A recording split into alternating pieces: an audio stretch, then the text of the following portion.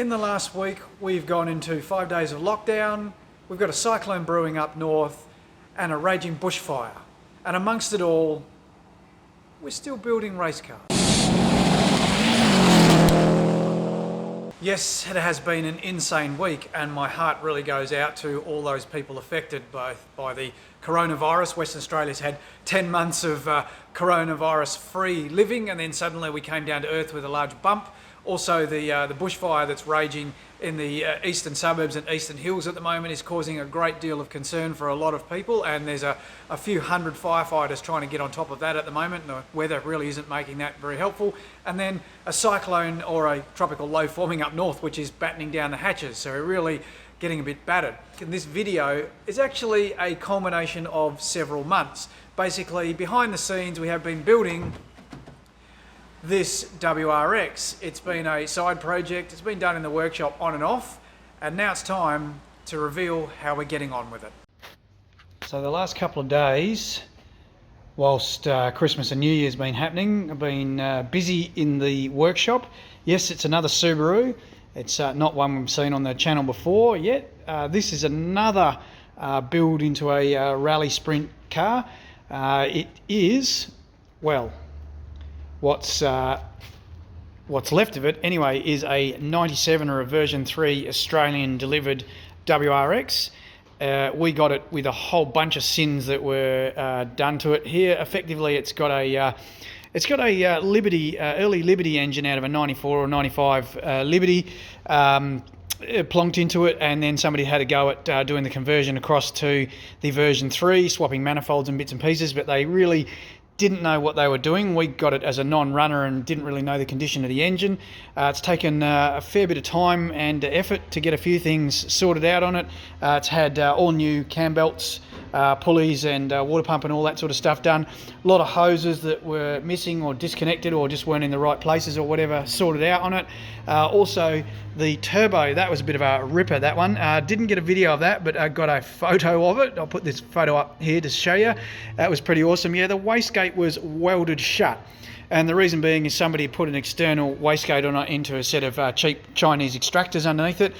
The turbo was just about seized and shot anyway, so thrown that away, put a good second-hand turbo on that we had in the workshop, just a TD04, nothing too serious with it. And yeah, we're going to blank off the teal wastegate and take that off, doesn't need it anymore, and get on with the rest of it. So this is another build of a car. This one, the panels are all off it, because we're actually painting the panels at the same time here. Got some work to do on the interior, got to strip it all out and get it ready to go. This may have a bolt-in half cage in it, or maybe a bolt-in full cage in it at a later stage. However, at the moment it's just a basic build. We also do need at some point in the near future to change the gearbox. It's actually got the Liberty 4.1 gearbox in it. Unfortunately doesn't have a matching rear diff to it, and given the amount of other bodgery that we found with this car, we need to pull the gearbox out and just confirm that things have been put together right in there. I'm not too confident that it's been done properly, and the last thing I want is a sheared flywheel bolts or something to go wrong in the clutch because it hasn't been put together. So we'll do that and take it apart, probably just put an Australian gearbox back in it with the 3.9 front diff or 3.7 front diff and 3.54 rear diff in it, and that will do for this car for the time being. Also got some other bits and pieces to do. As you can see, silicone hoses have been put on in a few places. However, we're going to put a pod filter here and replumb all this to get this all correct. It's not correct at the moment, so still a bit of a way to go. However, the good news is it does run properly now and sounds a lot better. It's not pouring oil out everywhere. Rocker cover gaskets and all the cam and front main seal were pouring out as well, so that's all sorted now. Still got some other bits and pieces to do. Still got the factory plastic intercooler hose on it, and the wrong sized silicone hose joiner here, so we'll sort that out. Also the external blow off valve, the factory one's all been disconnected and blocked off and done a bit of bodgery, so we'll have to sort all that out as well. Also missing the bracket that goes from here across to the intercooler, so we need to get one of those for it and sort it out. However, it is getting there, which I'm thankful about. It's a good probably 2-3 solid days of work just trying to sort things out, and it's beginning to look the part now. Whilst waiting for parts, we got onto stripping the tar off the floor inside, and there was about 12 or 15 kilos that came out. So this seems to be a very common thing. Haven't spotted it yet? Right here. There's actually supposed to be a bolt there that holds the seat in. Find it a lot. Lots of people pull the seats out of these WRXs and cars to put stereos or stereo wiring or something in, and then for whatever reason they don't line the bolts up properly, cross-thread it, and then this invariably happens, like rip the actual captive nut out. Now that side there, the thread's stripped, so that one's going to be needing a retapped. This one we're going to have to weld a plate in there with a new nut on it. That's terrible. Had quite a few cars now that I've seen this on, and it's deadly dangerous, obviously, you know, for seat mounts. At the same time, I'll also clean up all these welds here and stitch weld all around these as well to give it a bit more strength so that they don't come out of the floor so easily, and happy days. So with another hour or two, the stitch welding was all sorted. Now that pink stuff on the floor there around the seat cross member, that's actually old coolant. The heater core had expired in this car, and the coolant was leaking all over the floor and under the carpet. So we've bypassed the heater core in this and looped the hoses back around. And now that's all sorted out, we could get on and get everything into final pieces, ready for a coat of paint. So a previous owner had a bit of a go at spray painting this themselves, and yeah, it wasn't that great a job. So the first thing to do was hand it over to M&M Auto Spray, and they got into it and got busy stripping all the old paint off, ready for prep. And we're going to start with the interior and then work our way to the outside. And well, the results speak for themselves. Normally we would paint this with a single pack silver colour, however the boys tinted up some Raptor tray liner and put that in instead. With the interior sorted, it was time for the boys to work their magic on the exterior, and wow, look at the difference.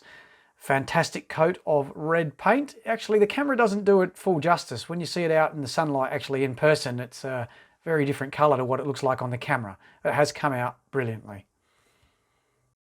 Once M&M had worked their magic, we got stuck into some of the other mechanical bits and pieces. Some silicone hoses arrived for the intercooler, so we got those on and sorted that out. Much better. It's even red to match the paintwork.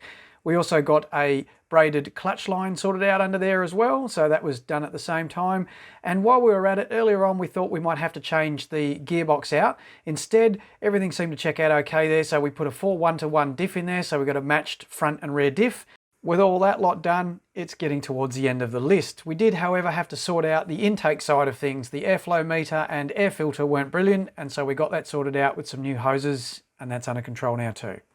Okay, so that's where we're up to so far with the car. We have done quite a bit of work in the background. There's still a few bits and pieces to go yet, and we'll do another video on that to show you how that goes. And of course, its debut, it's due to start racing in March, the Carnacross and Rally Sprint in the very near future.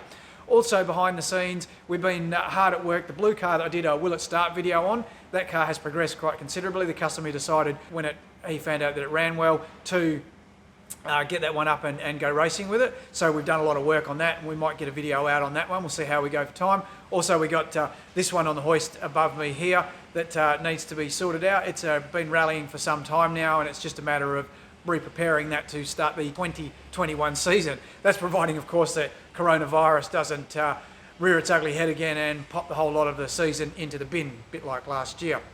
To those that are affected by the bushfires, my heart goes out to you. I know there's a lot of very hard-working people trying to get on top of that, and also 70-odd homes have been lost, and so many lives have been affected by that. It's a terrible situation, and no doubt there'll be a bushfire appeal on that, and we will be putting in for it. And if you are not affected and can put towards it, then I'm sure the community would definitely appreciate that. Thanks very much for watching this video. Hope you enjoyed it. Thank you very much to all the new subscribers that we've got on board. The numbers are really increasing, so thank you very much for that. Please give us a like, thumbs up, and share the video, and we'll catch you again soon. Cheers.